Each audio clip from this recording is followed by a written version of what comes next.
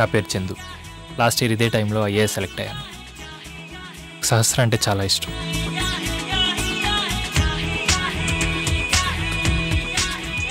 నువ్వు training finish చేసి మా నాన్నని కన్విన్స్ చేసి నన్ను పెళ్లి చేసుకుంటావు అనుకున్నాను.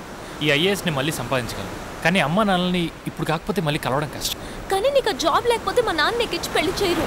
నాకు ఇప్పుడు ఈ జాబ్ కంటే కూడా వాళ్ళని వెతకడం చాలా ఇంపార్టెంట్. ఎన్నాళ్ళు వెతుకుతావు? 1 month, 2 months? చెప్పు, నాకు టైం లిమిట్ చెప్పు.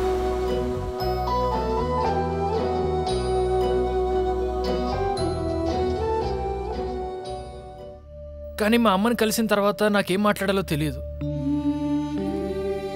నేను నీ కొడుకునమ్మా అని చెప్పలేను. ఒకవేళ చెప్తే తను ఎలా రియాక్ట్ అవుతుందో అని నాకు భయంగా ఉంది.